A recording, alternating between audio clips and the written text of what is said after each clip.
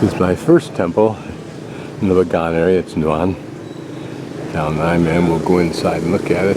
Very interesting how there's a certain similarity, at least in materials, to some of what you see in Europe. Brick is a pretty common building material in the world, particularly in areas like this that don't have a lot in forests, but have a lot in dirt. Take off my shoes right now, so we'll just look inside. We'll see enough temples soon enough.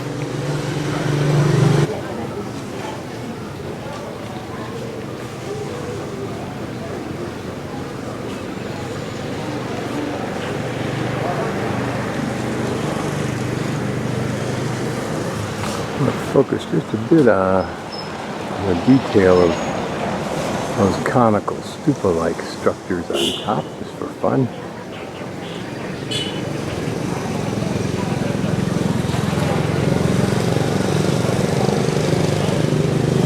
Then top down, look at this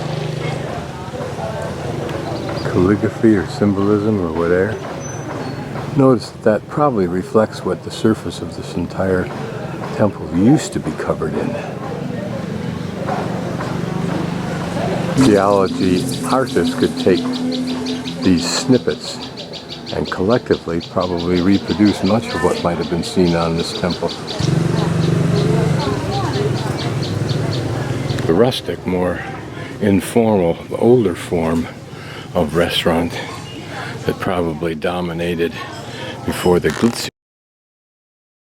Turned right off of Restaurant Row and started down this road. A lot of brick here and a big pile of sand here. So I don't know if this is for sidewalks or whether they're going to do something with the street. My guess is that down there's a young man who's been trimming the trees, and then he chops it down, and then these ladies also chop it further for firewood for their homes. Here's another pile of brick, but notice the building behind us is made up of, as is often the case throughout Asia, a, forget what you call it, post and lintel structure frame, and then filled in with some kind of brick. First butterfly that stopped long enough for me to at least take a look.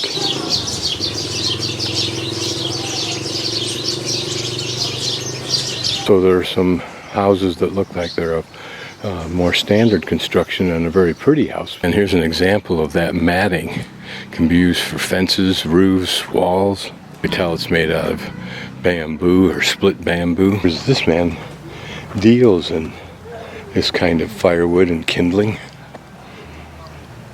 They're a large building with that basic structure we were talking about. Classic older structure. But now we can see the innards, if you will, of the supporting structure. This one looks like it's probably been abandoned. It's like we're looking at perhaps several homesteads with some outlying structures there to the right. Maybe they're homes here. This is, I think, the popular cheroot, obviously manufactured, as opposed to the one the Burman speaks of in the 1800s, which were hand-rolled. Here are a couple of stands of cactus. It seems reasonable when you think about it, but before I saw them, it didn't occur to me that there'd be cactus here. Almost looks like someone planted them as a hedge to believe the ruralness of this area. A tractor here, 2 or 3 of them inside that shed, as well as a couple of reasonably modern vans, and what looked like fairly substantial series of structures back in there. For what purpose, I don't know. I was going for a balloon ride with balloons over Bagan tomorrow. Should be a great experience for him. No smoking. Probably because they use propane. You can smell it.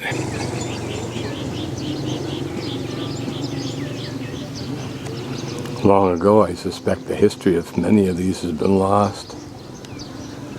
Some of them had to be rebuilt after various successive earthquakes. We're now pointed back towards Restaurant Row.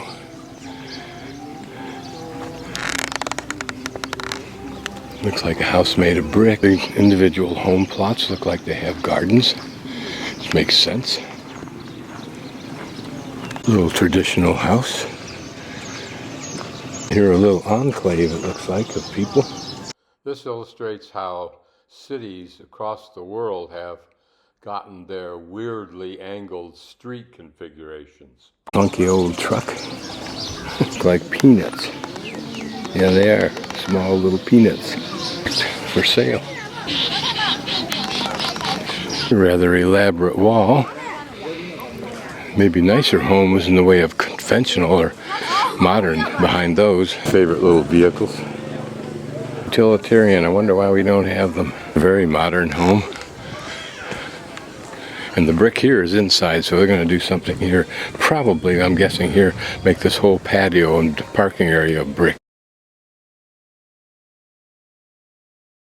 One of the things, one of the most notable things about Myanmar people is that when you walk down the street, approaching them, either on the street facing you or they walking towards you, most, if not all of them, not all of them of course, will proactively look at your face to see if you're going to say something. And when you say, Mingalapa, hello, they just beam and smile back and say the same to you. Point is, they expect other human beings to do what they naturally do, and that is be friendly, recognize each other's existence. To me, it's a fundamental attribute of civilized people, or of early people, very early, thousands, maybe 40, maybe 100,000 years ago. Meeting had some way of saying, I'm a friend, not an enemy. Just walk from kind of where you see the information I logo, in about the center right a little bit. I've walked at that northeast direction up one of those side streets parallel to the main road, and now we're at the intersection where Sapada Paya is. This is that intersection with a kind of a pretty stupa-like monument on it.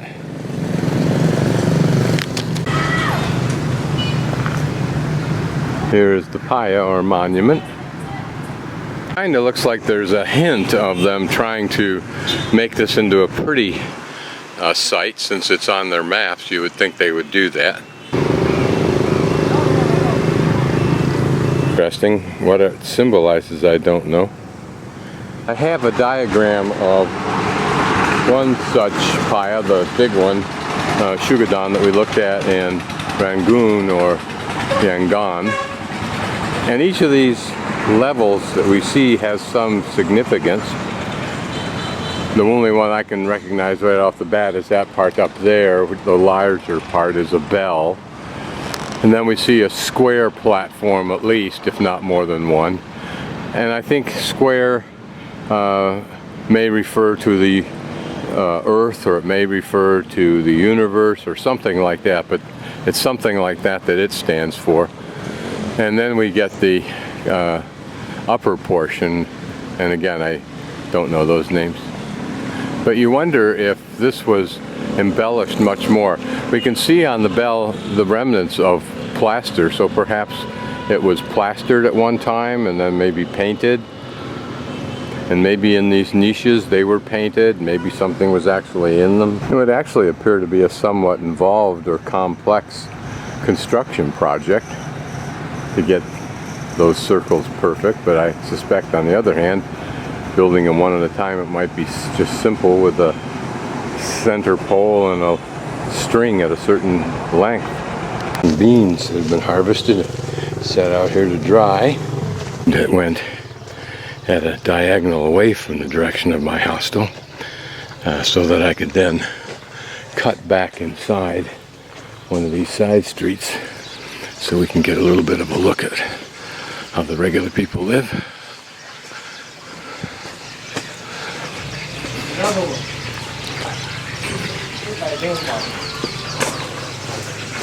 And you can see there's a complete mix of types of dwellings, of accoutrements or embellishments of same.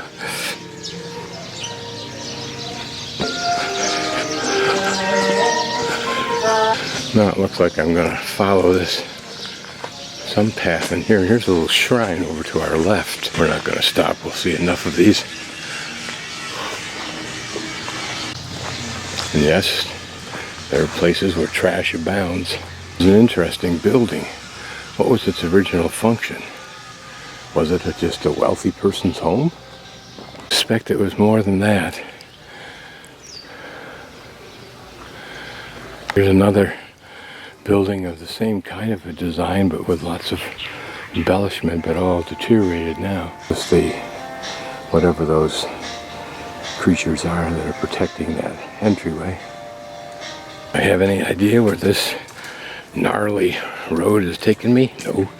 Here we come out to a little bit bigger dirt road, and one that crosses from right to left, even maybe paved. There's some more what might be a similar construction as those buildings further away, so maybe this was once an elaborate complex, maybe part of a water infrastructure. That may be an old remnant of the past. Common water trough maybe for animals as well as for washing clothes, although I don't see the ubiquitous washing device. But then looks like soaps, toothbrush, and other implements may be the neighborhood bathroom. Notice a traditional house, and then this very pretty, more modern building, Mimalaung beauty salon. So this is probably functioning like a local neighborhood, a place that tourists seldom if ever get to, which is why I like to roam down here to see what there is, how people actually live. Probably a repair shop, yep, for tractors. Yeah, coming out of the main drag, wherever that is. I thought the best way to enjoy the spectacle of what goes on outside my hostel on the main street is to get that little chair from the office and sit out here.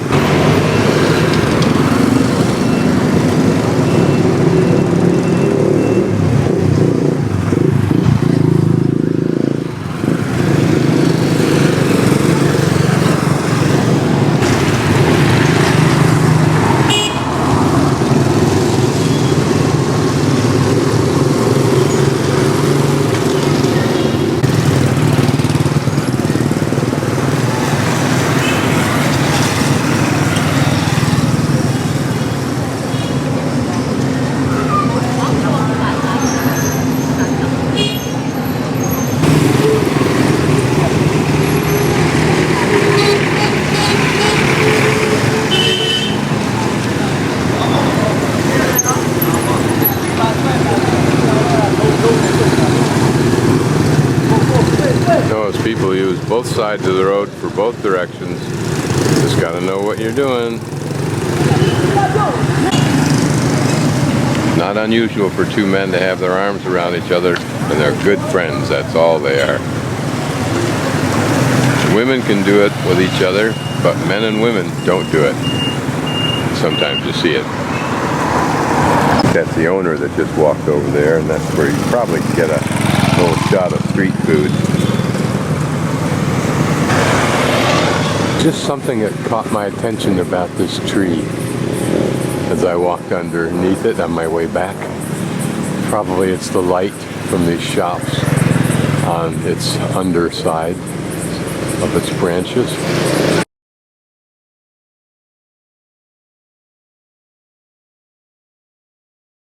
It's my second day in Bagan, and I have rented a scooter. It's the first time I've ridden a scooter or motorcycle thing in probably 35 or 40 years, since I owned a motorcycle in Manhattan Beach. But anyway, we started up here, and I've come down here. Somewhere I'm along here, and I've stopped just to kind of get used to riding around on dirt and in the sand and turning and blah, blah, blah. Back towards the road I've just come down. It's off to the left. Coming from left to right, you can't see it. And I'm going to do a 360 just for the fun of it. Now remember, I've just stopped here. I don't know where I'm at. There used to be 10,000 temples, stupas, etc. here. Now there's only a paltry 3,000. And I stopped at one spot, and I'm just going to do a 360 so you can see.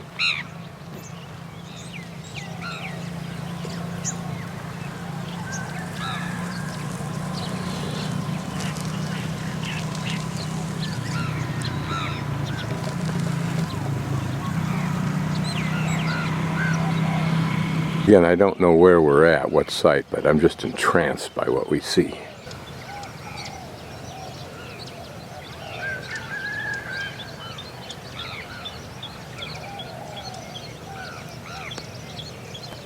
What I'm trying to do as I fool around here first off in the morning is to get to that particular temple there. And as I do it, I just keep running across more and more temples. So here's one that's kind of interesting. It's kind of a blocky thing inside of a large platform, if it wasn't something more than that. And beyond that, you see another little one. So who knows? So I'm at this temple that I was looking at. I have no idea which one it is. But it's just fascinating to look at all of this. Probably all of these were covered with the cement that you see here, the stucco surface, if you will, that was probably embellished as we saw in one of the temples yesterday.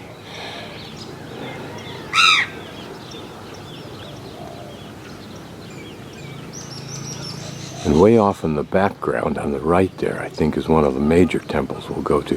One of these we can climb up on top of and get spectacular views. Be a bad photographer in this context is almost an impossibility. The sun, the haze, the smoke, the temples, the vegetation demands that you be successful. Well, I may take a few moments to look at this particular temple. It simply hints at what lies beyond. Everywhere we look is a spire, it seems, poking up. Can't go inside, but perhaps we can see a little bit from here. This is in the process of being cleaned up and restored. Remember, this is society coming out of dictatorship. What's fortunate is that it has this incredible historical resource to redevelop, if you will. This is a pretty little temple, undescribed. Just one of the many, but notice those pretty spires. And if they were all one time covered with a painted cement, imagine how beautiful they must have been. Just stopping briefly on the way out to the road to get another view of that blocky look. I don't know what that style implies. Here we get a little hint of design, architectural concept, and that is the temple inside of an enclosure with here 4 towers it would have been, plus this entry tower here, whatever it once was, because it's deteriorated substantially. Now we continue directly to Old Bagan, the walled town, to Tharabar Gate, or however you pronounce it, and then try to follow the path and route that I so perhaps naively designed in America. We're at this intersection now with this temple, so it means that where we just were must have been somewhere right about in here, I think, maybe right there somehow. It's indistinct where this intersection really is. This is it, so we'll recognize it when we come back on our right side.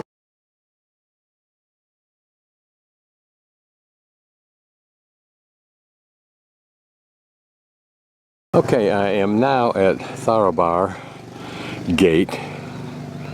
Never bank on my pronunciation. It is, I think, the only remaining gate, if there were more than one, of Old Bagan. Appears to have had a moat.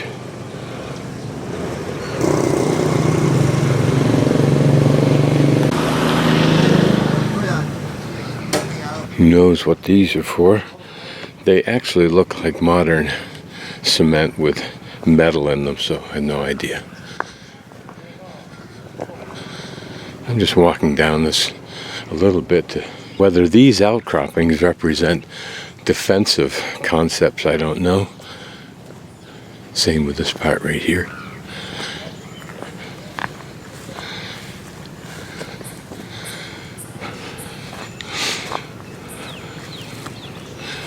Looks like that goes into and probably through the wall, yeah.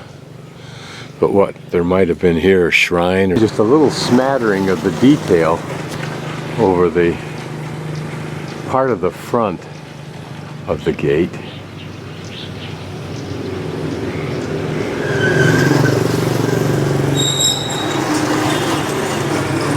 Inside the gate, not much to be gained from this perspective. This is the map of this general area. Up on the right hand side, that internal outline of a square is Myanmar, the main town, if you will, where I have my hostel. And I came down that road that says Bagan1 road, and I'm now inside, or just outside, the old walled city, right above my left-hand thumb. And I'm just outside of the word city, outside of the wall, near the Y there, okay? Looking at the map, we're at Ananda. That's number 1. Now, not Ananda, okay, we'll go there next.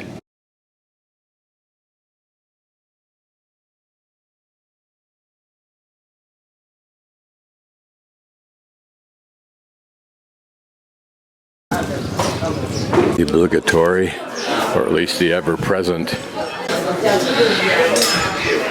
souvenir gauntlet. But unlike much of Asia, like Indonesia, you're not mobbed by aggressive,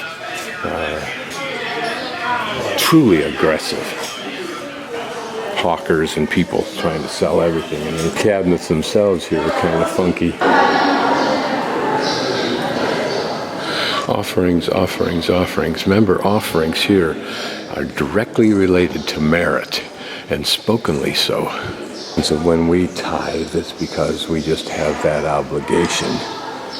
It's not that we're necessarily buying our way into heaven, unless you happen to have been one of the wealthy families of Europe, and then you bought your way into heaven by building an expensive chapel in a cathedral. I suspect we're in a outer enclosure of the inner temple.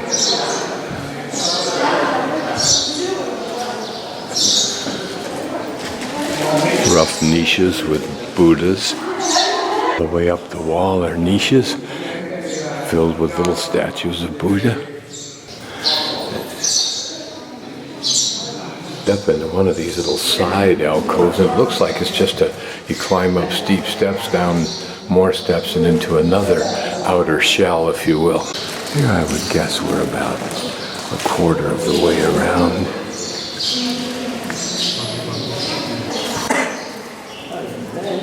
I imagine this tile work has been put in place at different times using what tiles were available. And there appears to be no scheme to it, although these are pretty peacocks. Probably the large footprints of Buddha. Picture of the temple after the earthquake of 1975 on the western side. Before the earthquake, notice the spires on top that were missing earlier. Outer shell and maybe other temple facilities.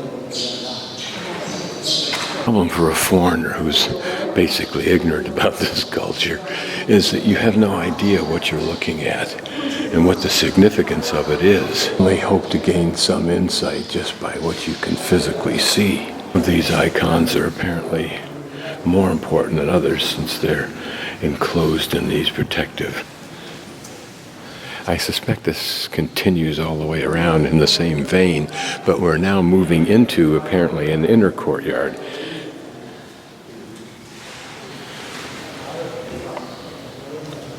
At first it looked like turkeys, but I have no idea what this is a portrayal of.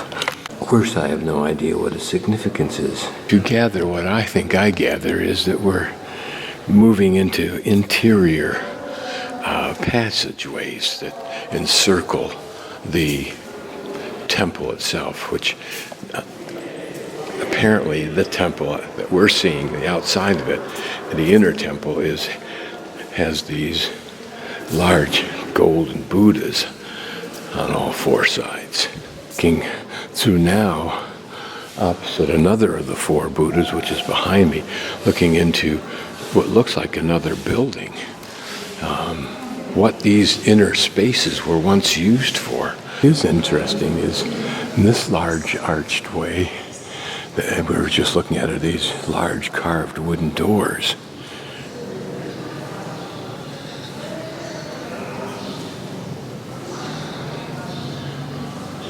As I look at these, I can well imagine men like I saw yesterday in a shop sitting on top of this panel, lying on the ground. It's lying on the ground.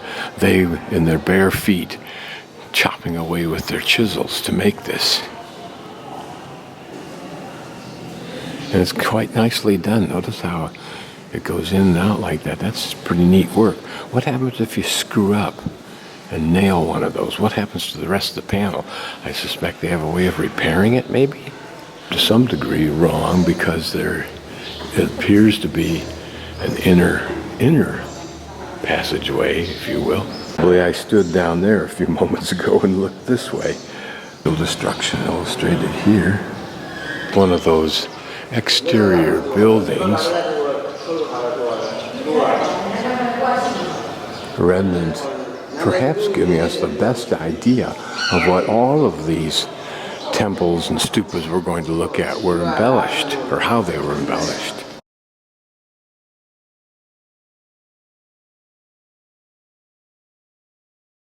And I'll focus again on the curious smile. I have yet to hear labeled, but I'm sure it is. It's too distinct.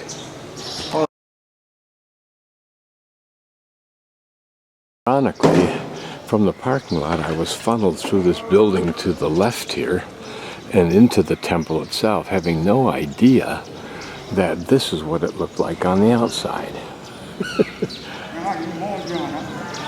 There was no way that on the inside we're allowed to gain any idea of the immensity of the exterior. Whether that's hollow or not, I don't know. Some are, some are not, I believe I've read. You can imagine that in times past, in religious events, this square being filled with throngs. We better go over here and see what there is to make sure no stone is left unturned. Interesting that all of this work is done, and yet the authors must have known it would be difficult for us to see, and certainly impossible to appreciate it in its entirety because we can't get the full-on frontal view. So we're passing through that elongated building. We'll go take a little bit of a look at this artwork up above. Ah, yes. Like in other temples, these are probably typical, recognizable scenes from the stories of Buddha. And out of this, we come into another huge, or at least large, area. And notice that tower over there, very much like the remnant we saw earlier this morning when I was just fooling around with my scooter.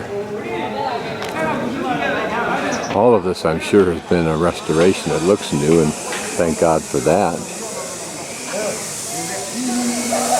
Meant is cool to my bare feet this morning, in this early morning, as opposed to the blistering heat of the afternoon. Notice not a white elephant, but a white rat.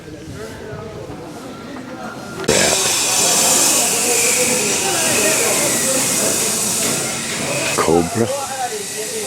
I feel so ignorant looking at these, knowing that they have a rich, iconic history that I am almost totally ignorant of.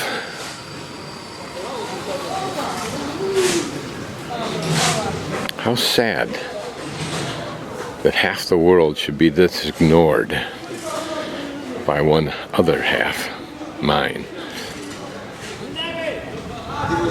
Will there come a day when East and West, as societies, know and appreciate the other's culture?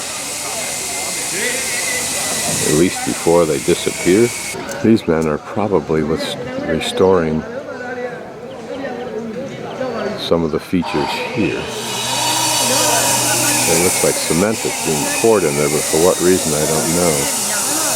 Clear that if in the past this cement work, these figures that we see at the top would have been richly colored. What a spectacular vision that might be. Not that it was necessary. I'm not trying to impose a cultural paradigm, but rather to just wonder. Because we know the Greek temples that and statuary that we think of as gray marble, in fact, were richly colored. Walk through here. It's always curious to me to see what is the, I don't know, the underworkings, the underpinnings behind these monuments that I visit. So what is back in here?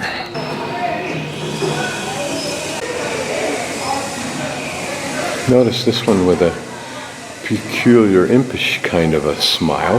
Inside there's nothing but the rubble as it's pushed outward away from the temple as they clean it up, restore it. Those little piles there may have represented stanchions for electrical, for maybe illuminating it at one time. A little attempt at a garden back here.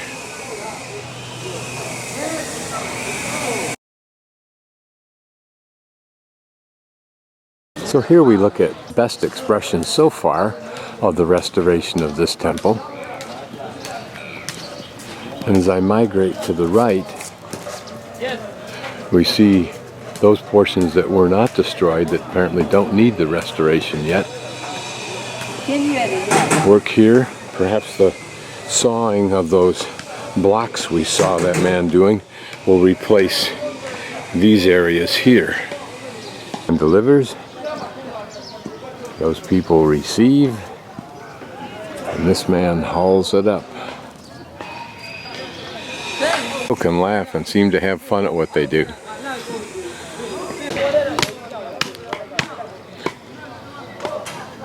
Just breaking up the old clods of dirt, it looks like. Yep, because they're pretty solid. Just laid out the grid work for probably a cement walkway or a walkway of stones.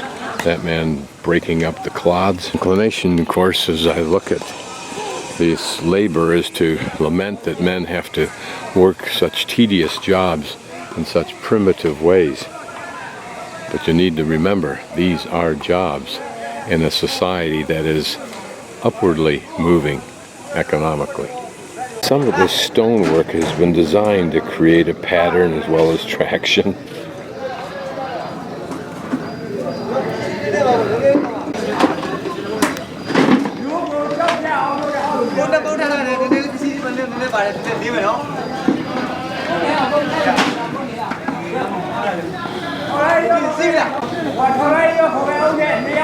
Notice he's got earbuds listening to music while he works. Mingalava. At barefoot. And there's a nice flat pavement with some little pebbles on it. As though my feet were being pricked by small knives. Up above there is a water source that allows him to create his cement. Man over here of this part of the project. This guy is secondary. It's interesting to see mankind work as groups on projects like this.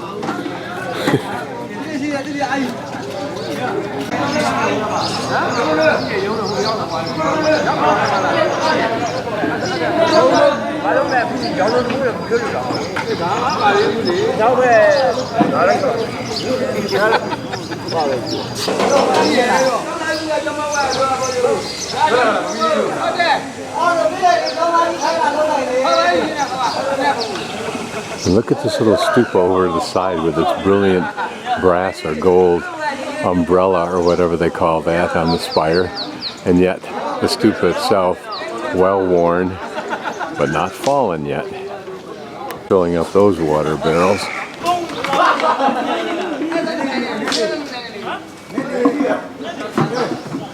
There's an innate, apparently inherent happiness amongst these people. Not just these people, the Myanmar people, at least Certainly when you get out of Yangon, cities have a way of emasculating what Allegro might want to call the human spirit.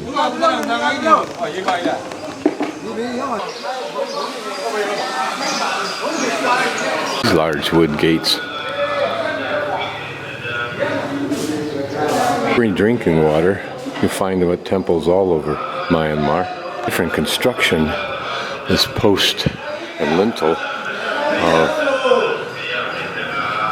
that we did not see earlier.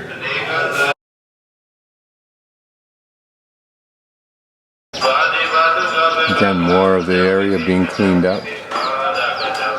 It's like having a raw resource that you can develop. That's what it is. Much older structure on the outside that will wait some considerable time, I suspect, before it gets treated. And another little hint as to how this might have looked and these other structures look. You can see on the right that that's a character, a human character. In the left you can see how little of the same remnant exists. You have a powerful brain that I don't have. You can take these little elements and apply them like an applique artist to all the buildings you see. I think computer graphics can do this. Here, you can actually see the right knee, it looks like, of that character.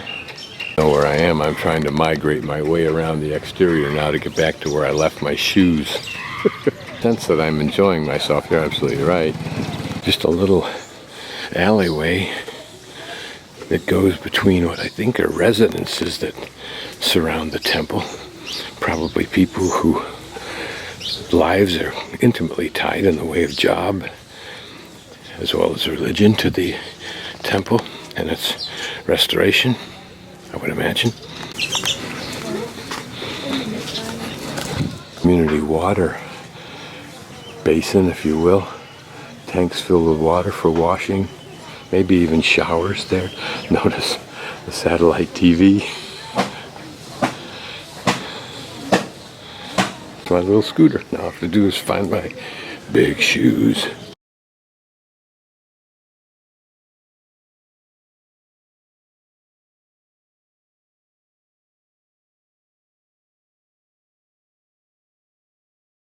Approaching the place, it looks like you could call it Thatbyinnyu or something like that. Temple. Almost dead center.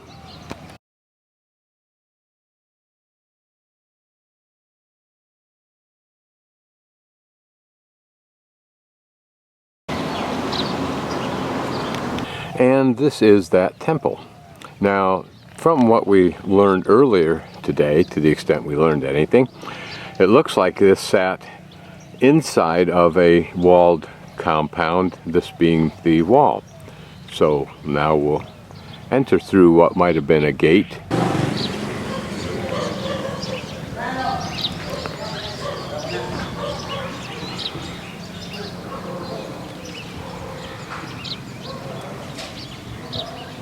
Another view of this huge temple. I don't know if you can go inside or not. I'll find out in a few moments. It's surrounded by temples. Of course, that's a non-statement. Since the 14th century. It would have been everything surrounded by everything, because there were 10,000 here. Notice different styles that we see, like that one. And that one's different. I think we may have been at that one. That may have been where we were just at. Ananda Temple. And this one a little bit different also. And apparently we can go in, so we will in a few moments.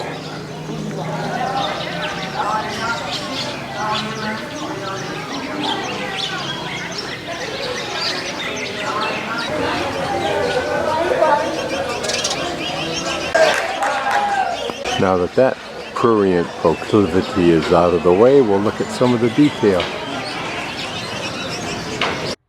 I wonder if archaeologists have attempted to look at detail like this and compare it to detail in similar contexts across the world in different cultures.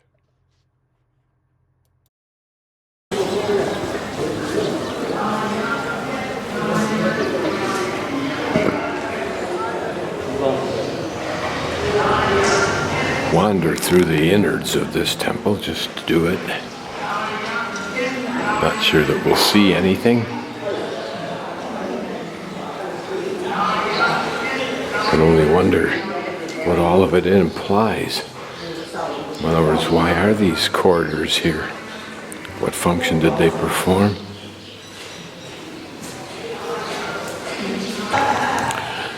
My guess is we may find 4 Buddhas on the 4 quadrants. Some symbolism in walking around all 4 sides of the interior and viewing each of the 4 Buddhas. Maybe it symbolizes an association with the entire world. I'm just winging this, of course. Babble in ignorance, you say almost anything. Some old detail painting up on the ceiling, which is kind of neat, but again, notice the similarity of this design to what we've seen all over the world. Apparently a special Buddha encased in its own cabinet, for lack of a better term. This is the monastery associated with the temple. I'm going up to the top through this narrow passageway, and it occurred to me, how many narrow passageways have I gone up? The most notable in my mind was to the top of the dome in Florence's Duomo. I'm on top of my first temple, or not on top, but up higher on it. And so I'll just pan around so you can get a sense of what this looks like today with only 3,000 of these structures left.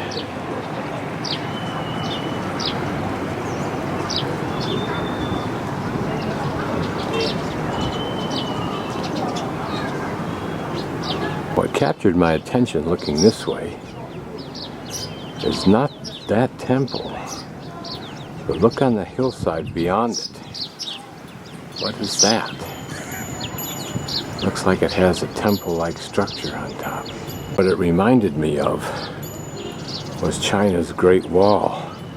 When you looked up to the mountains when you were going through the area where they were, and see on various hilltops, almost random, working my way clockwise to the next side of this temple, another view of temples.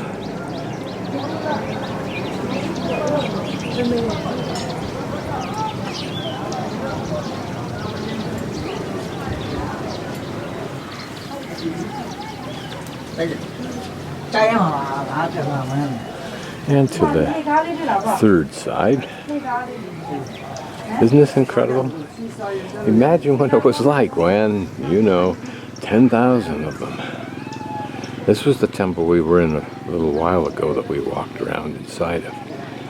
Thatbyinnyu, I think it is.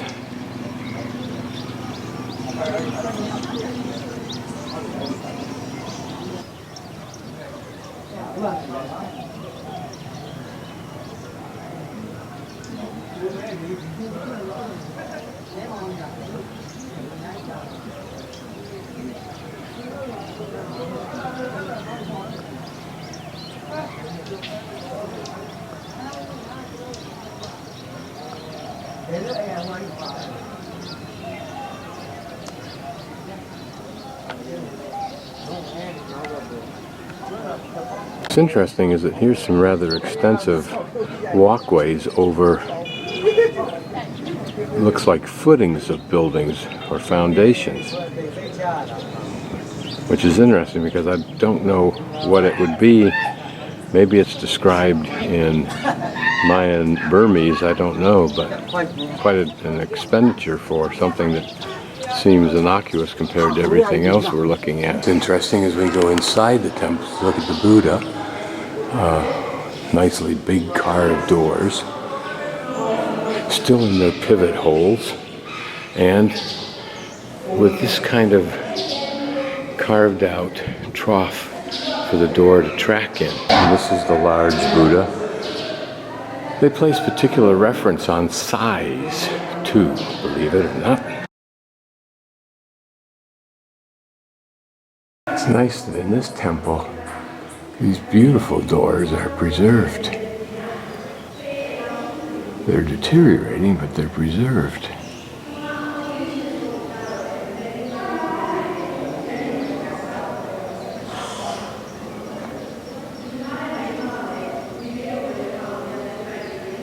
And that lower portion perhaps even restored. And the motif on this door seems to be a bird of some sort.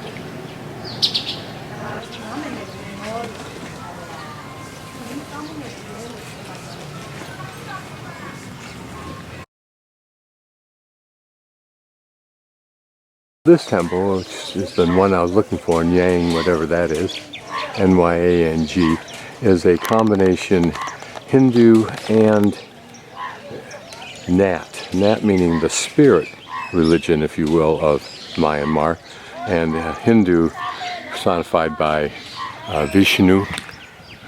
So I don't think these are Buddhas, but rather, although that looks like Buddha, but rather Vishnu. Now I'm so ignorant about all of this that I really don't know anything about what I'm talking about. It could be dead wrong. This is definitely the Hindu, that I recognize. It's something other than the normal Buddhist. The many-armed, multi-armed characters, this with 4, but some with many. Here another view.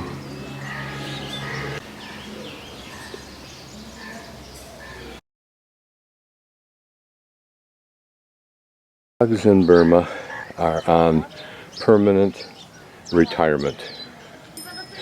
They do absolutely nothing but loll about until for some reason they're inspired to do something. And then they can be, by definition, not lolling about. Point on dogs, oftentimes, even in Yangon, there will be a bowl of water set on a little ledge. And it's filled every day, and it's for whatever dog needs a drink of water, believe it or not. That kind of mindset, in my opinion, characterizes truly nice, compassionate, inherent people. I want to take you inside this small temple because I peeked inside and I think it's quite pretty. Because it's small, we presume it might be just an aside.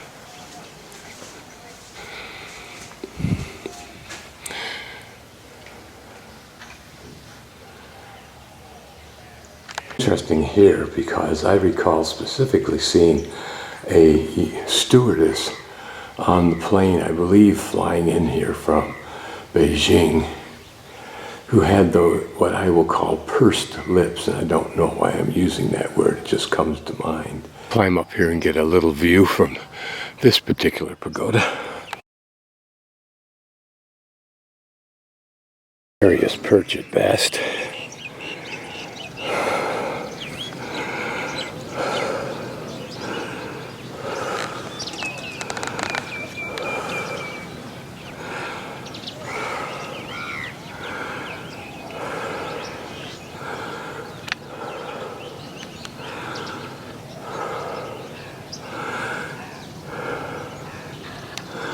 My guess is you could wander for weeks.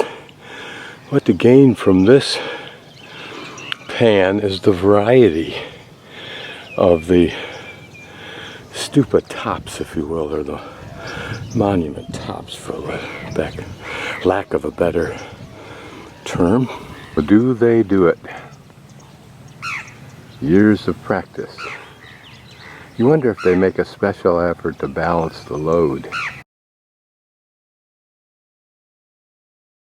Wanted to get the pretty outlines, the silhouette of this building, and notice that it is perceptibly leaning to the left, I believe, unless it's an optical illusion. Temple, I wanted to take a quick look at that bell shape there because it still has most of its cement on it.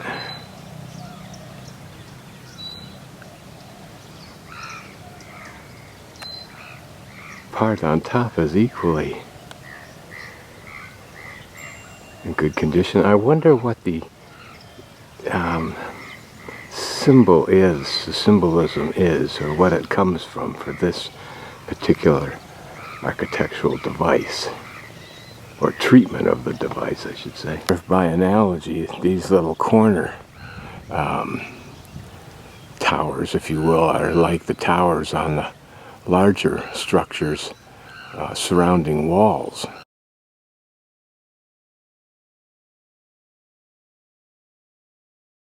Now I think we are in the lower left-hand corner where it says the Kyaung or Kyaung group, just having come from the right along that gray path, which is a dirt road from Thatbyinnyu.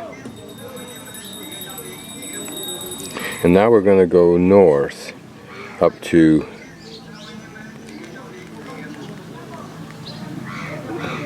Upali.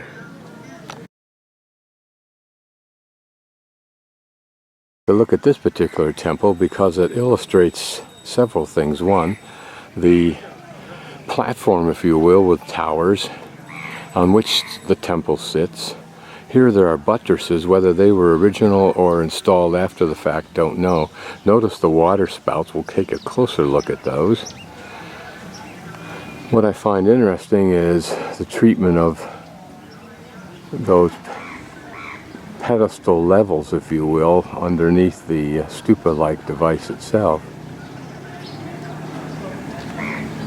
They don't appear to have any kind of form like animals or whatever. They just seem to be devices for putting some kind of art onto.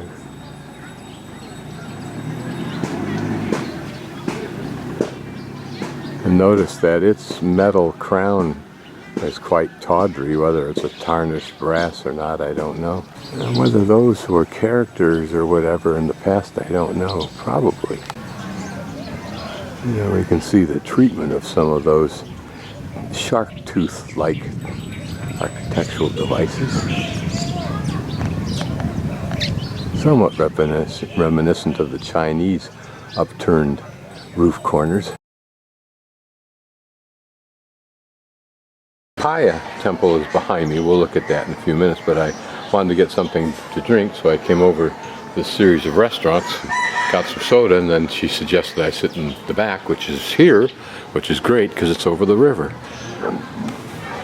Then I started feeling like I was a little bit hungry, so I walked into the kitchen and I saw things that were cooking in pots. I mean, I saw the pots cooking something. So I asked the lady, pretty aren't they? Those gorgeous dresses. Asked the lady what was in the pots cooking, and she said, well, there's beef curry, and I kind of slid on that, and she said, this one has chicken cooking in it, and this one has potatoes cooking in it. And I go, oh, can I have some potatoes and chicken? And just put them in a bowl. And so she said, okay, and then she kind of followed me out. She kept questioning me. She says, you just want them in the same bowl? I go, sure. And then I said, you know bachelor? And she goes, and she nods her head, yes, she knows the word. I said, I am bachelor, I eat anything. And I shrugged my shoulders, doesn't make any difference how we do it.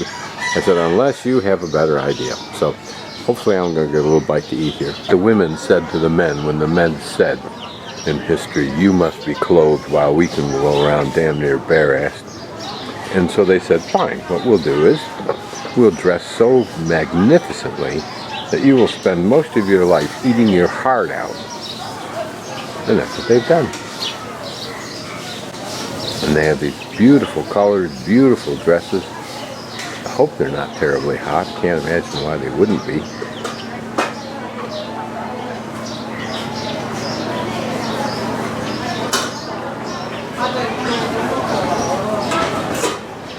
Look at the gay colors.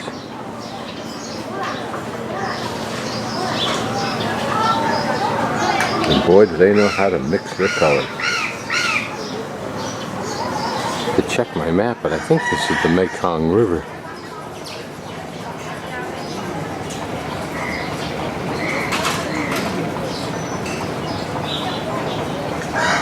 Remember, that's that building we saw up on top of the mountain from the temple.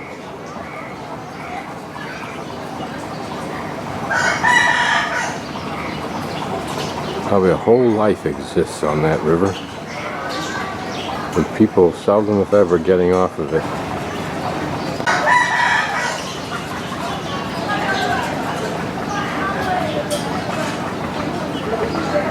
Looks like he's restoring that metal work.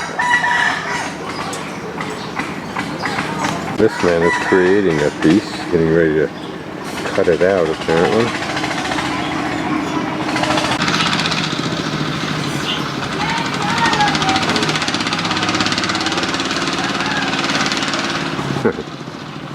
This is the Hiwy River of Myanmar.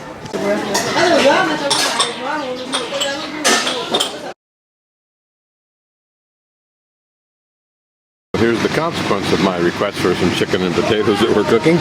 I've got them mixed in the bowl as I'd suggested, and I've got a plate of rice that came with it, and then I have a salad with some looks like deadly chilies. I won't try those. These are condiments, really powerful chili stuff. I have some of that in powderish form from China and elsewhere, and then these are different things. This one may be mango. This is just some local vegetable. Don't know what that is. These are bean sprouts, and this is a soup.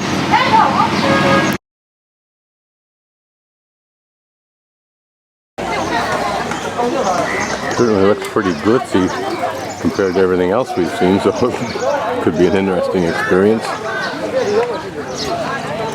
Not all that interesting inside. Probably the most interesting thing is the well-painted stupa and its location on the Tharabar River. The sweep of this great river.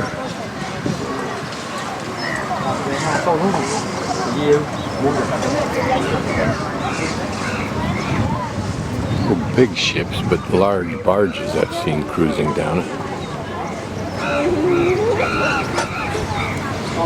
Just wonder what all these boats are for. And when they get use, or is that just like food and tourist trinkets? There's always a tremendous apparent overabundance of them. But somehow they eke out a sufficient justifiable living, or not.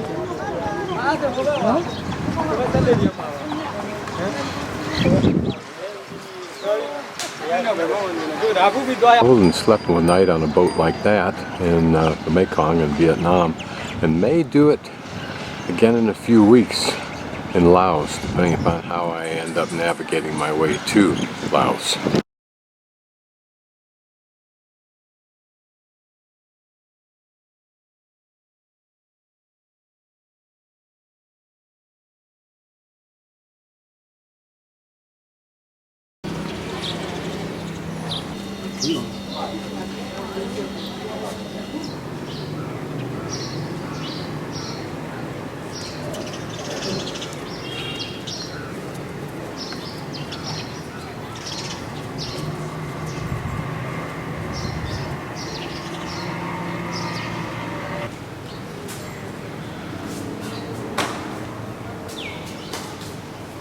Working my way around this outer inner corridor, and we are now approaching a very large Buddha. Just a hint of decoration up on this panel. Here you can see just a hint, just a remnant of large design, graphic symbols. Same thing here. You would think that it would be very hard to resist the temptation to fill all of these walls with decoration, and that probably was the case. You get the sense, the feeling from the Buddhas that their goal is to provide solace, compassion, all the good traits. And what I think of in the Catholic Church is the pictures of Christ, or the statues of Christ hanging from a cross. In other words, one could say, reminding me continually of the great price he paid, apparently, although there were thousands upon thousands who paid exactly the same price on my behalf. I never asked for it. It's interesting because it's one of the few corners on the inside that seem to have any kind of architectural allusion to it. Another view of that temple we were just in. So much more spectacular on the outside than the inside.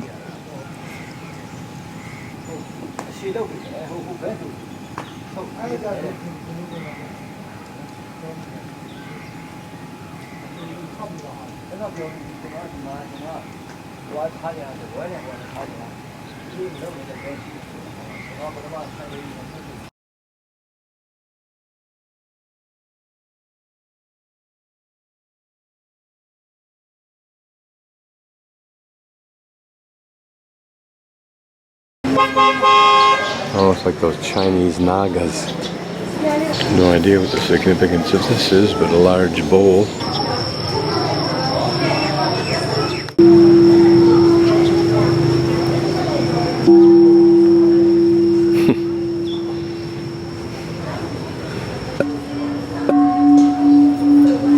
First, almost a cliche of movies, isn't it? My guess is that inside there, in addition to a pigeon, is a huge Buddha. I wonder if this is synonymous in use and function as a bell in a Christian churches. They remind me of the buildings you see in China, in old China. Particularly in that hostel I stayed in that little town in the countryside in Yunnan. We can enter into the back, see what we can see. What we have inside is a tightly ensconced, reclining Buddha, of which a major portion is covered by an actual fabric. Interesting how this iron superstructure has been created as the shell infrastructure and then covered with a plaster. It doesn't look like his souls were designed to be very expressive. It's an irony that that pretty array of golden stupas sits on top of that mildewed old building. No different than what Judy detected in England, just a matter of degree. 13,699. They're sleeping platforms. Well, maybe they're places where people can squat, or not squat as they do, but get into that lotus position and pray. But I see more people sleeping on these. It kind of alludes to some of those obelisks that I saw in Yangon. Don't know what their function specifically is. Another cute way of displaying a bell. But I wonder why under one foot, and it's a different foot with each man, is that raised portion. One must have some symbology. Again, we have whatever those characters are, one on a friendly looking white rat and one on a reclining white elephant. Interesting, a little puppet shop. It appears that they have the capacity to appear to be talking, at least some of them do. Movable chin part. This is supposed to be the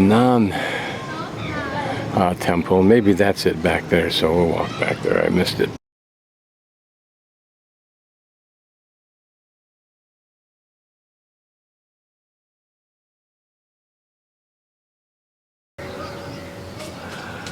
Okay, this one's shorter, stubbier, kind of interesting.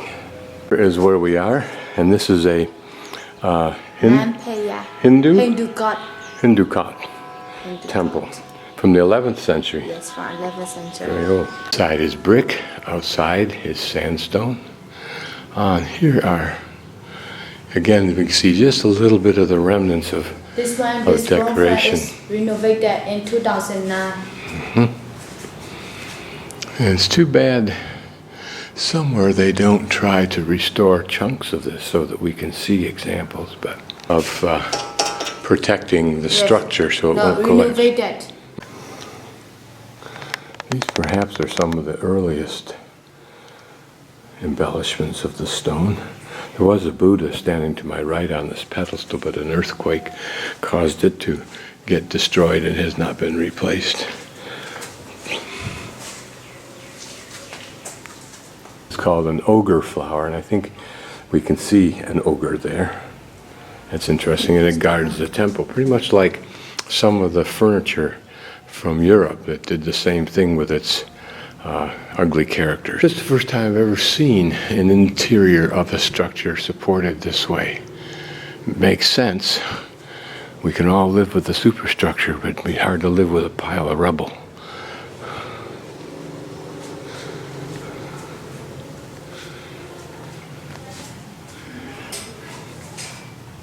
I wouldn't be a bit surprised this was all painted at one time. That's the Hamsa. Yes. And it looks like a duck, but it's not. Yes. This is also a symbol of the Mon state, or Maung, back in its day, 11th century. And here also we have an ogre flower that protects the temple. Looks like dragon, but not dragon.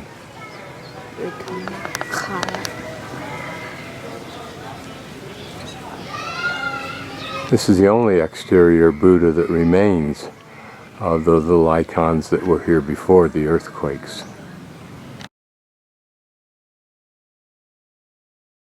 These are opium scales, and somehow this thing opens up and then there's a hole here where this post sits in, and that somehow functions as a weight.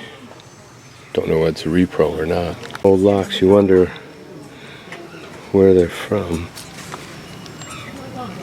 That one's from probably England.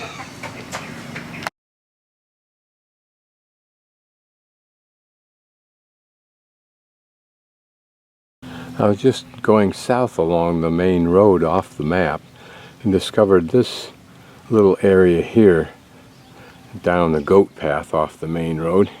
It was just interesting to me because it's such a pretty little collection of temples. There's the goat path I came in on. I'll just kind of do a 360 here so you can see how fun it is to be in the midst of these. And this is just an unmarked, really, collection of temples, that one being the largest there. And we'll wander around just a little bit in here for the fun of it.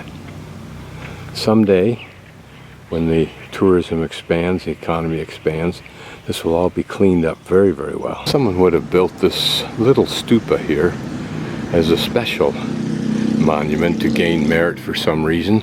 Those stories incredibly lost to antiquity.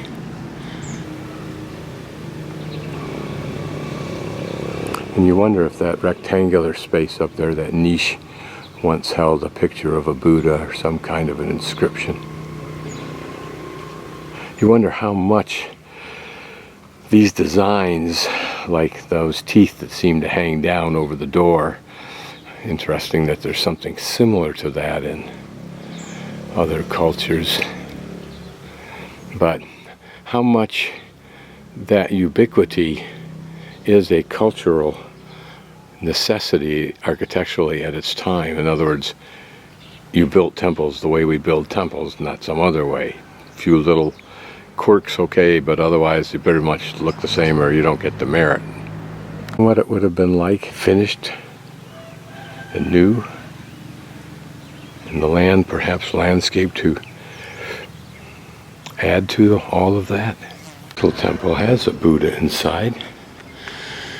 I won't bother to go in because it's pretty redundant, but it's neat that that's in good shape. So somewhere, someone around here continues to hold these places in sufficient reverence that they worship here and either maintain or contribute to the maintenance of these temples. And notice the platforms here are in good shape.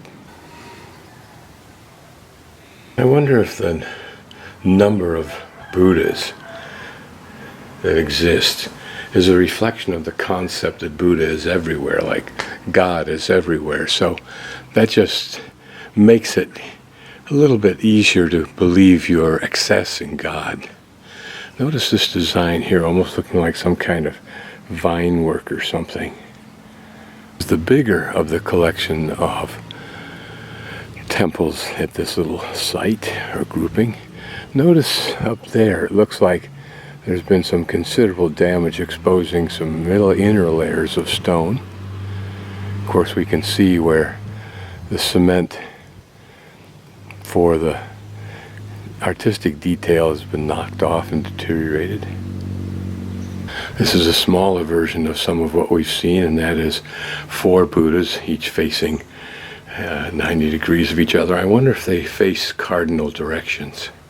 Maybe they do, or maybe they did, or maybe my compass that I have with me is slightly off.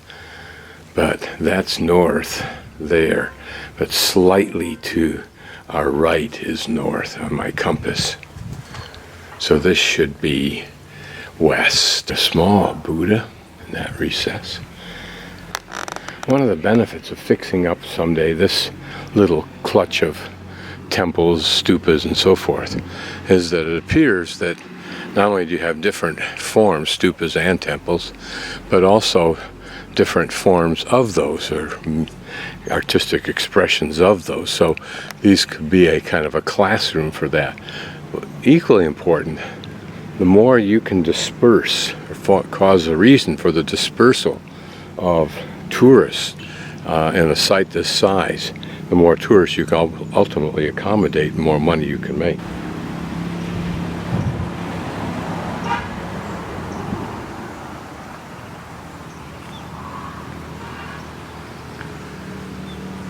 Amazing how such places become literally a dump.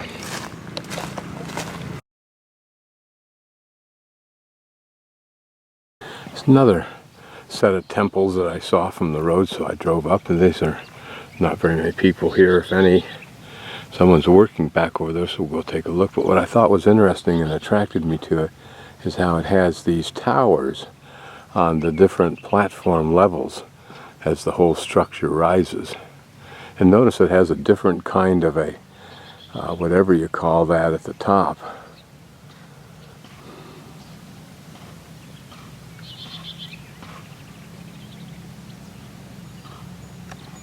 That structure seems novel. Further from the road, this seems to be a matched pair. It may or may not be.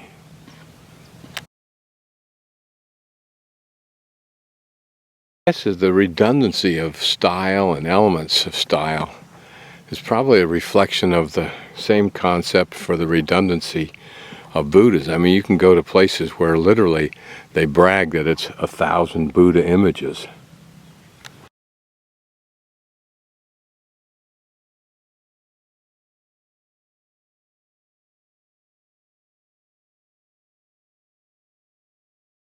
Now in the lacquer ware shop in Bagan, and this is some men working on it. Here he showed me, and I'm going to do this very quickly because he took much time to explain in detail. They start off with something like this, which is made out of bamboo, and it's not glued together. Then it has to be glued.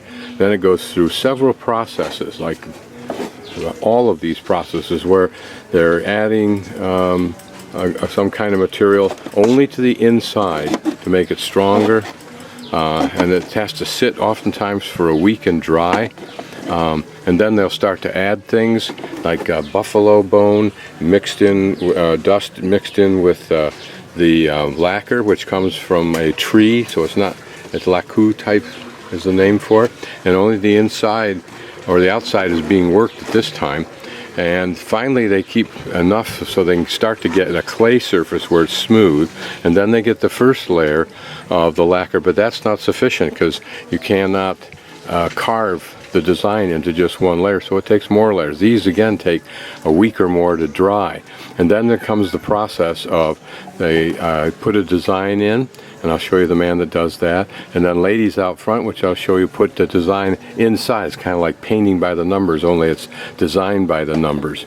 He does the gross work, they do the detail, and then through a continuous process of adding a different kind of a color, letting it sit, then washing it off the bowl, leaving just this amount, then another layers of lacquer, and then they do it again for the green, and they do it again for the red colors or the blue colors. So it takes about 6 months to do it, but then you can wash it, not in a dishwasher. You can use hot soups, all coffee, anything like that, without hurting it at all. The cheaper stuff, you will not be able to do that. This man is the one who puts in the large design, so he creates the outlines. And then these men are applying or cleaning the the bowls, and they'll get down to the point where this man exposes all of just those red outlines, those sections that will be in red. This is a very rough and shoddy explanation. My friend here made much better explanation. The green, and I washed, and yellow. See, this will sit down here for a week now while that dries. Then they'll go upstairs, and one of the men you looked at, he will wash this, and leaving only the green in where that was supposed to be. And then they begin the next process for the blue colors. Yes. Just already washed. So here you see this one's the second stage wash, leaving just the part they want to have green. Yellow colors also. So each color requires that elaborate and time-consuming process. Basket full of the raw bamboo, or at least the bamboo in the bowl form. 1.5 years of time to do this one. Notice it has what, 3 colors? Is it 3 colors? Yes, three colors. And it's 3,500 US. That right? Yes. Yeah. 30. It's the okay first price. I want to price the discount. But it's $3,500 US. It's US. Yeah. Very expensive. Yes. The quality is the 3 different qualities. These are the ladies that do all the detailed work, and we'll get in close and see if we can watch one of these girls do her work. This is very detailed stuff.